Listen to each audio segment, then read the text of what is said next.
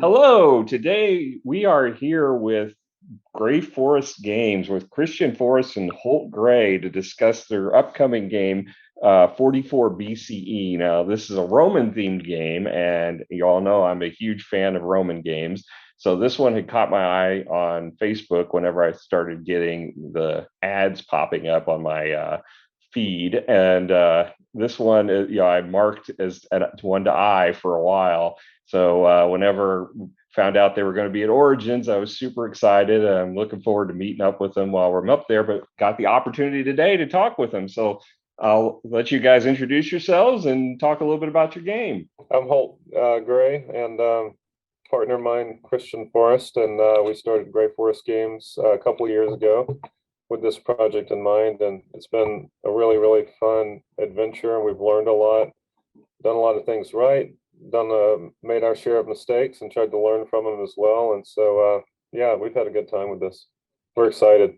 So, and I'm Christian Forrest. I am one of the other partners at Gray Forest Games. So, this is a game that has some history behind it for us, right? In terms of the development aspects of it, Holt and I have been working on this game in some form or fashion together for probably the last 18 years. And you recently found it, and said, this is too good to waste away in a closet, and pulled it out and really started the last 3 years seriously developing it, trying to get something out there for folks. So we're excited to kind of be getting to the end of the development road and get ready to try to put something out there. So Yeah. Now, this is an upcoming Kickstarter. It's not currently live, right? It's coming up at the end of May. It is, yeah, it is actually going live on Tuesday, May 24th at 11 a.m. So just about 2 days from now. Awesome. And how long does the campaign run? 23 days. So it'll be running through June 15th. Okay. And I was reading on the Board Game Geek site that this is a basically going to be a one against many kind of game, but it changes hands kind of like almost like a King of the Mountain type style, maybe. That's right. Yeah, it's we originally had this idea of going back to the very, very beginning. To me, as an aspiring designer, that being said, we haven't published a game yet. We're hoping this will be our first successful project. But I've always been interested in the dynamics of the difference between a two-player game and anything greater than a two-player game, because you have interactions that start to develop that are not inherent in a two-player version. For instance, players B and C can have an interaction which can affect player A. And so the original thought was, well, what if we took a group game and 3, 4, 5, and we made it a two-player game on any given round. So it's an all versus one system, which really kind of feeds into the Roman history and the King of the Mountain type theme, because you've got all these people in the aftermath of Caesar's death that are trying to gain that power seat, and there's a lot of chaos and ambiguity as far as who's doing what. And so what if we took that model and that theme and that background and actually built the game around one person versus the rest of the players as a group, but then to keep it fresh and kind of an interesting dynamic, you have one of those co-conspirators in the group can be promoted into the seat for the next turn, and then the single player drops back into the group for that turn. And then so it can kind of go around over the 6 turns of the game.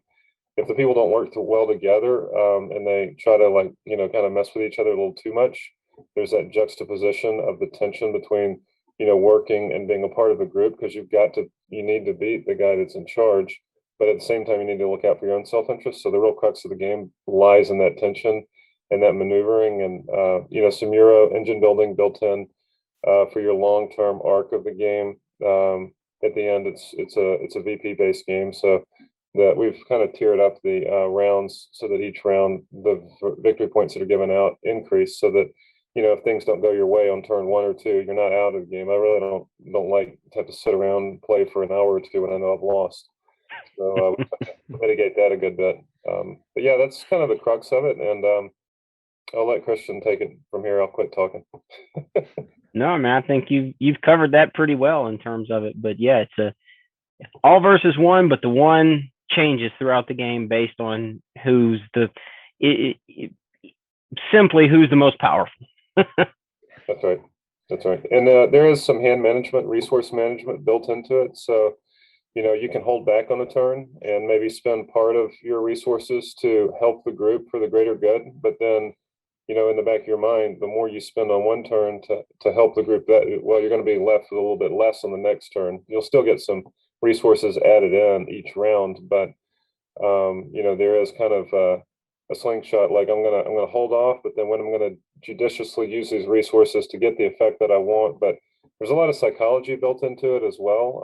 It's not just a game of pure engine building or pure resource management and looking for can I make 2 and 2 equal 4 instead of or can I make 2 and 2 equal 5 instead of 4, and get a little bit of an edge there. But a lot of it is just in the psychology and the human nature that we have as people. And, can I trust you? Or not quite sure. Maybe I'll add a little insurance to help myself because I don't really know. And I'm willing to sacrifice a few resources for that insurance. And that's what makes it fun. I mean, at the end of the day, it's a negotiation style game with the upside of that is a ton of player interaction. And so the group you play with, it's that can really, really kind of enhance that experience if everybody's really kind of into it.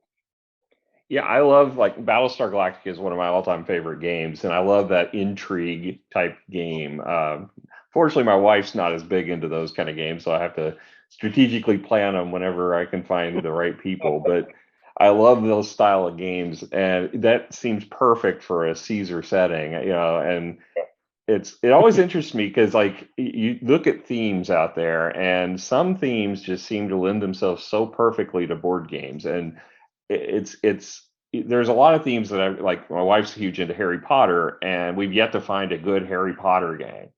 But when you look at the ancient Rome Caesar type games, there's just a wide variety of great games in that. So I mean, it's kind of strange that a theme can lend itself so well to good games. Same kind of contrast. I'm a huge Alice fan as well, and it took until Wonderland's War to get a really great Alice themed game. So there just seems like there's certain categories that fit really well with this type of with the board game industry. I would agree. I think you're right. I mean, you have the historical nature, which that has inherent value in itself because you're learning, actual history of the world instead of fiction. And I think that with when you have a historical element, you don't rely. You're kind of bound by history itself, and you're not. Some of these other games that come out after a genre or a following has been built, whether it be from a movie or a book, a lot of those actually are leaning so heavily on the theme itself that maybe the game doesn't quite meet the expectations of everything that's been built, from a thematic standpoint. And so that, you're kind of starting in a box. But you're right, the historical aspect of Rome is so open to a certain degree, and it lends itself to the competitive nature of games. It probably wouldn't be a great co-op setting for a team because it probably wasn't. It wasn't the way history really played out in those times. But when you're talking about competitive co-op, we just felt like it landed really, really nicely in the mechanics and the feel and the overall, game flow experience we were trying to develop. So can you take me kind of through how you guys got this idea and how you kind of, how did you shape it over time? Yeah, well, I can give you the 30-second version. Essentially, Sure.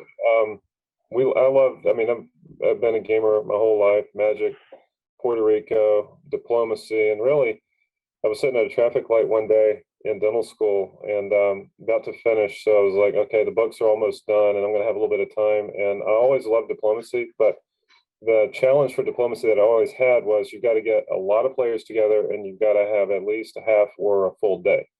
So can we create a game that has diplomatic elements, negotiation, but consolidate it down to get it where it can play?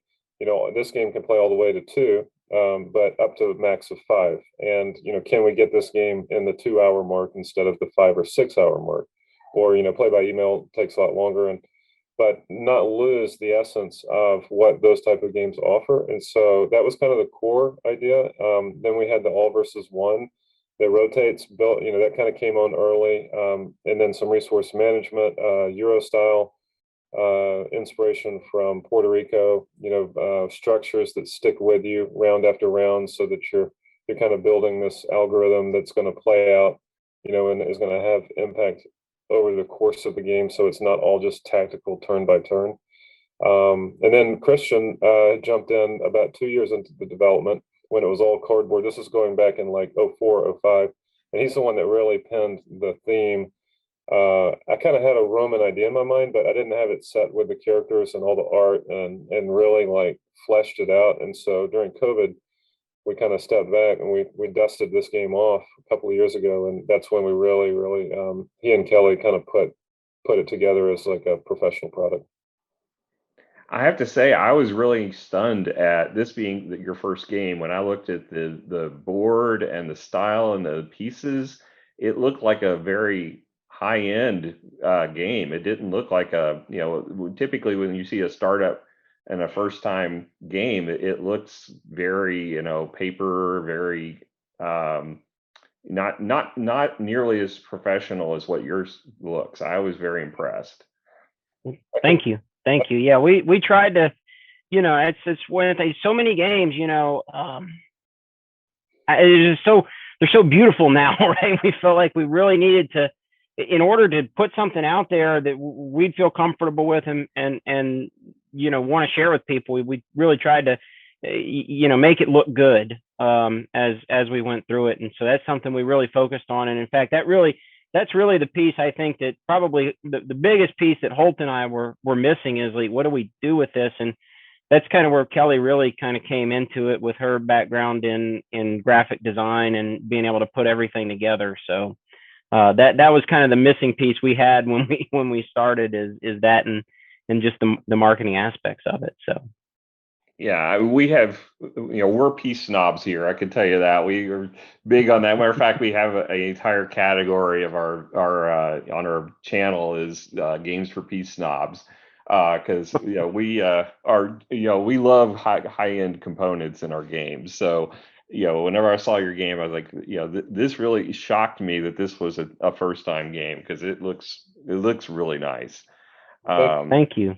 So yeah, I'm definitely eager to see it in person. Now, the copies that you'll have at Origins, are they going to be final or are they kind of still prototype? They're still going to be the prototype version. So when we get to Origins, we won't have had anything manufactured at the factory that we'll end up using just yet. So we'll probably get probably mid-fall, I guess. We'll probably end up with the digital print from them, so that'll be a little bit closer to the final product. But right now we're still with the prototype version. So what can we expect as far as the final product? I'm sure that the Kickstarter depends on the funding, how much that you'll be able to put into it. But what kind of was your idea for what those pieces will look like? So we want to use as best a quality of components as we can. So that I think that's going to be, we've kind of defined our base level, which I think will be, it's going to be a little bit better than what we have in terms of the prototype with some of the components. Just some of the things, when you're producing small quantities of games, right? It's hard to get all the little details just like you want them.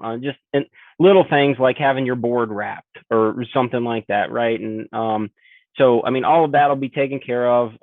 Stretch goals are kind of going to be upgraded cardboard components and paper components, right? So that's kind of what we've got there. And then the one thing we really haven't produced a whole lot of at this point is we'll have a version. So we've got the way the game is structured, there are 9 phases in each year in the game, and we have a kind of a broken column that goes through each of those phases and marks which phase you're in as you're playing. And so that'll come in every version, but then we're going to have what we're calling the Emperor Edition, and in that one we're actually going to include 6 more miniatures. So it'll be 1 for each of the characters, right? And so the characters in the game are Marcus Agrippa, Brutus, Cleopatra, Octavian, and Mark Antony. So they'll each have their own miniature that'll become their scoring marker, and then also we'll have an Imperium Maius. It's a bust of Caesar on a pedestal, right? So that'll be that piece, and then the other piece that I'm probably most excited about, and one of the most interesting facts that I have about the development of it is, as we were going through, we found this coin. So after Brutus assassinates Caesar, in order to basically commemorate that occasion, he goes and has a coin minted. And so on the front of it is Brutus's profile, and then on the back of it is 2 daggers with the date, the Ides of March. And so that's a real coin, and we found that, and we're like, we've got to put this in the game. And so what we're going to do is we're going to have one edition that's going to have those like actual metal minted coins. And I kind of tell you a funny story about that.